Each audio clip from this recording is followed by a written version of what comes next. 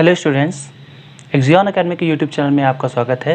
जैसा कि हमने प्रॉमिस किया था कि हम एक नई सीरीज़ लाने वाले हैं जिसको हमने कहा था गामा सीरीज़।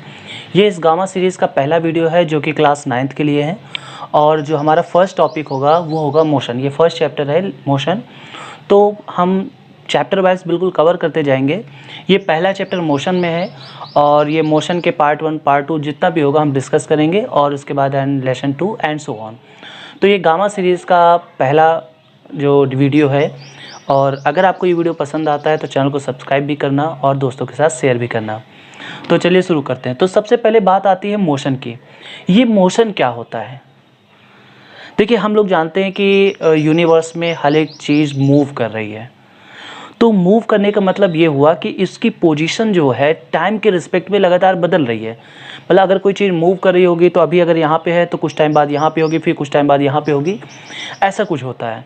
तो मोशन जो होता है, अगर किसी ऑब्जेक्ट की पोजीशन टाइम के रिस्पेक्ट में बदल रही है, ठीक है, अगर किसी ऑब्जेक्ट की पोजीशन टाइम के रिस्पेक्ट में बदल रही है तो हम कहेंगे कि वो मोशन में है। ठीक है, तो अगर हम यहाँ पे डेफिनेशन लिखना चाहें तो बोलेंगे कि if the position of a body change with time then the body is said to be in motion. जैसे कोई कार मूव करती है तो कार मूव कर रही है तो कार अभी यहाँ पे है, कुछ टाइम बाद यहाँ पे होगी, कुछ टाइम बाद यहाँ पे होगी, तो लगातार उसकी पोजीशन बदलती जा रही है, तो हम कहेंगे कि वो क्या है, मोशन में है। ठीक है, उसके बाद बात आती है रेस्ट क्या होता है। तो अगर किसी ऑब्जेक्ट की पोजीशन टाइम के रिस्पेक्ट में नहीं बदल रही है, मतलब अभी ये यहाँ पे है, आफ्टर 2 मिनट यहीं पे है, आफ्टर 6 मिनट यहीं पे है, आफ्टर 1 आवर, आफ्टर 1 डे यहीं पर है, इसकी पोजीशन बदल नहीं रही है, तो हम कहेंगे कि वो रेस्ट में है। क्लियर है? वो क्या है, रेस्ट में है। मोशन और रेस्ट समझ में आ गया। अगर टाइम के रिस्पेक्ट में, अगर ऑब्जेक्ट की पोजीशन टाइम के रिस्पेक्ट में बदल रही हो तो वो मोशन में है, अगर ऑब्जेक्ट की पोजीशन टाइम के रिस्पेक्ट में नहीं बदल रही है तो वो रेस्ट में है। ठीक है, अब देखिए यहाँ पे ये जो रेस्ट है और मोशन है ये कैसे होते हैं, रिलेटिव होते हैं। ठीक है,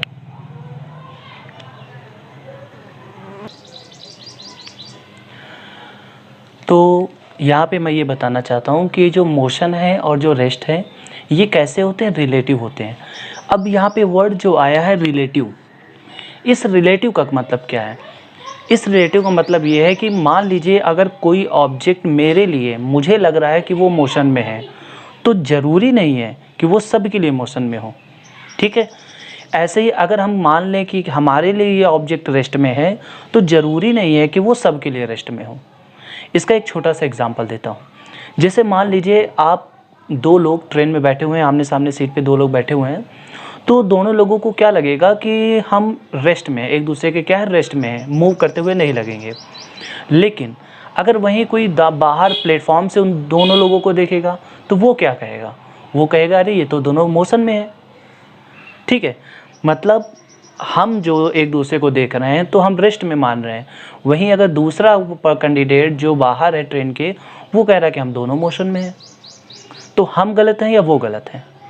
तो रियलिटी ये है कि हम दोनों लोग सही हैं।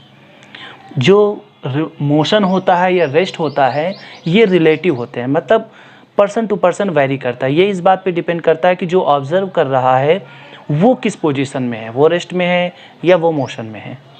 तो ये आपको रिलेटिव मतलब समझ में आ गया।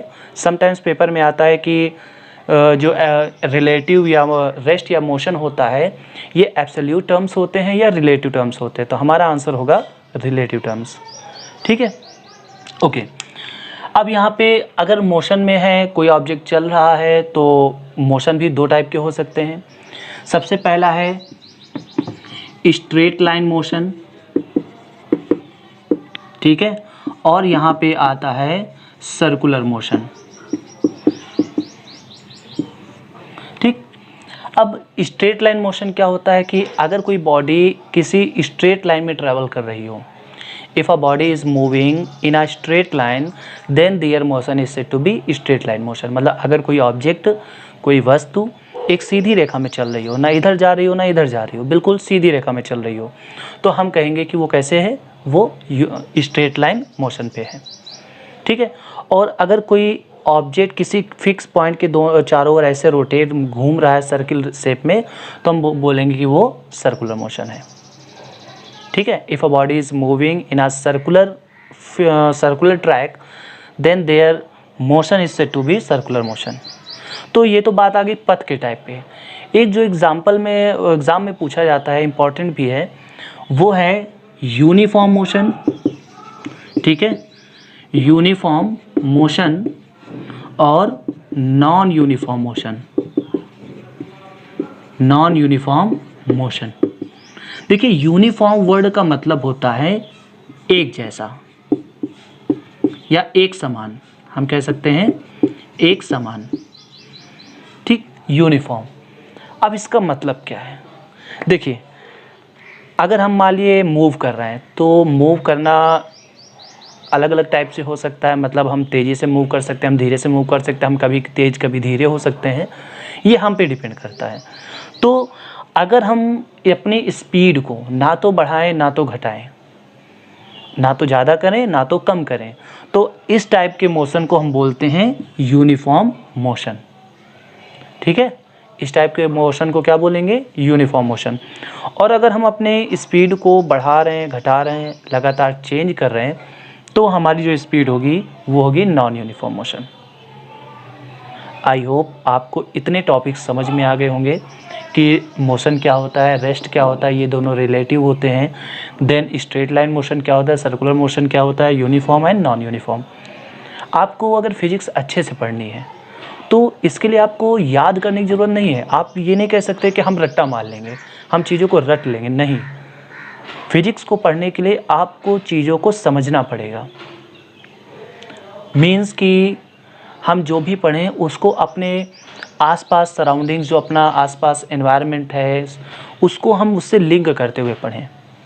जैसे मान लिया अगर हमने कहा कि यूनिफॉर्म मोशन, तो हमें दिमाग में रख लेना है कि अगर हम स्पीड को बढ़ाएंगे घटाएंगे नहीं, एक जैसा रखेंगे, तो उस टाइम जो हमारा मोशन होगा वो यूनिफॉर्म होगा।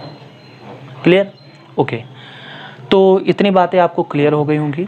अब यहाँ पे हम बात करेंगे डिस्टेंस की। यहाँ पे हम बात करेंगे डिस्टेंस की। तो ये डिस्टेंस क्या होता है? देखिए, जब कोई बॉडी मूव करती है तो आगे जाएगी या पीछे आएगी, तो कहने का मतलब कुछ ना कुछ वो लेंथ को कवर करेगा। ठीक है, समथिंग कुछ भी हो, जो पथ होगा वो कवर करेगा। तो वही जो टोटल लेंथ ऑफ पथ होता है उसी को हम बोलते हैं distance. The total path of length cover by a moving body is called distance. जैसे सपोज मैं यहाँ से चलना स्टार्ट कर रहा हूँ और मैं चलते चलते चलते चलते यहाँ पहुँच गया, तो मैंने इतनी डिस्टेंस कवर कर ली। यहाँ से लेकर यहाँ तक हमने डिस्टेंस कवर कर ली। ठीक है, क्लियर? अच्छा, ये क्वांटिटी क्या होती है? तो ये होती है स्केलर क्वांटिटी। पेपर में कभी कभी आ जाता है कि डिस्टेंस इज ए स्केलर और वेक्टर क्वांटिटी, यानी अदिश राशि है कि सदिश राशि है, तो ये है स्केलर क्वांटिटी यानी अदिश राशि। क्लियर? ये समझ में आ गया। उसके बाद अगला जो आता है वो आता है डिस्प्लेसमेंट। डिस्प्लेसमेंट, तो इन दोनों में क्या अंतर है? एक बस हम आपको एक फिगर दिखाएंगे, उस फिगर से आपको बिल्कुल क्लियर हो जाएगा कि आखिरकार ये डिस्टेंस और डिस्प्लेसमेंट में मतलब लॉजिक क्या है, क्या अंतर है। तो पहली चीज़ ये कि हम जो जितना टोटल लेंथ कवर करते हैं उसको बोला जाता है डिस्टेंस, और इनिशियल पॉइंट और फाइनल पॉइंट की जो डिस्टेंस होती है उसको हम बोलते हैं डिस्प्लेसमेंट। एक एग्जांपल लेते हैं। मान लिया कोई आदमी है, ए पॉइंट से चलना स्टार्ट करता है और बी पॉइंट तक जाता है। इनकी बीच की जो डिस्टेंस है लेट्स से कि वो 10 किलोमीटर है।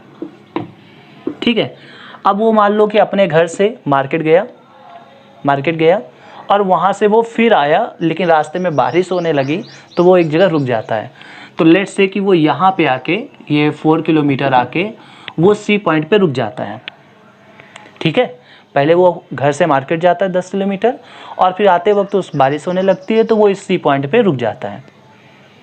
ठीक है, अब अगर आपसे कोई पूछे कि इस टाइम उसने कितनी डिस्टेंस कवर की, कितना चला वो, तो हम कहेंगे भाई देखो 10 ये इधर गया है, 4 इधर आया है, तो टोटल हो गए 14। ठीक, तो जो डिस्टेंस होगी वो कितनी होगी? होगी 14 किलोमीटर। ठीक है, लेकिन अगर आपसे कोई पूछ ले कि डिस्प्लेसमेंट कितना है, तो डिस्प्लेसमेंट का मतलब क्या हुआ? इनिशियल पॉइंट और फाइनल पॉइंट के बीच की डिस्टेंस। अब इनिशियल मतलब जहां से वो चलना शुरू करता है। कहां से चलना शुरू करता है? यहां से। ठीक है, और कहां पे आकर रुक जाता है? यहां पे। तो ये हुआ इनिशियल पॉइंट और ये हुआ फाइनल पॉइंट। अब बताओ कि इनिशियल पॉइंट और फाइनल पॉइंट के बीच की डिस्टेंस कितनी है? देखिए 10 गया था, 4 वापस आ गया, तो इसके बीच की डिस्टेंस कितनी हो जाएगी? 6 किलोमीटर। ओके, तो हम ये कह सकते हैं कि इसकी जो डिस्प्लेसमेंट होगी वो होगी 6 किलोमीटर, है ना। तो एक बात यहाँ और चीज़ समझ में आती है, हमें पता है अगर वो वापस आने लगेगा तो डिस्प्लेसमेंट कम होता जाएगा, कम होता जाएगा, कम होता जाएगा। अगर वो ए पे ही आ गया तो जीरो हो जाएगा, क्योंकि जहाँ से वो चल रहा है वहीं पे आ गया, तो डिस्प्लेसमेंट जीरो। तो इससे क्या क्या रिजल्ट निकलता है वो मैं यहाँ पे आपको बता दूँ। सबसे पहला कि जो डिस्टेंस होता है, इम्पॉर्टेंट बात है, वो हमेशा डिस्प्लेसमेंट से या तो ज़्यादा होगा या तो बराबर होगा। ठीक है, डिस्प्लेसमेंट से या तो ज़्यादा होगा या बराबर होगा। Distance must be greater than और इक्वल टू डिस्प्लेसमेंट। अब देखिए इक्वल कब होगा? जैसे वो ए से गया था और बी पे रुक जाता, तो उस केस में डिस्टेंस भी 10 किलोमीटर होता और डिस्प्लेसमेंट भी।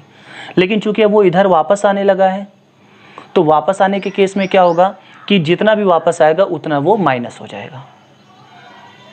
क्लियर? आई होप आपको इतना यहाँ तक पूरा समझ में आ गया होगा कि ये डिस्टेंस क्या है, डिस्प्लेसमेंट क्या है। और इस सीरीज़ में हम कुछ भी नहीं छोड़ेंगे, आपको सब कुछ पढ़ाया जाएगा, कुछ बेहतर तरीके से पढ़ाया जाएगा, और इसमें हम लोग नई नई चीज़ें इंक्लूड करेंगे। तो आज के लिए बस इतना ही। नेक्स्ट वीडियो में हम लोग स्पीड है, वेलोसिटी है and difference between speed and velocity सब कुछ डिस्कस करेंगे। बट अगर आप चैनल पे पहली बार आए हो तो चैनल को सब्सक्राइब कर लो। अगर चैनल को सब्सक्राइब नहीं किया है तो भाई क्या कर रहे हो, चैनल को सब्सक्राइब करो, दोस्तों के साथ शेयर करो और enjoy the study. Have a good day. जय हिंद।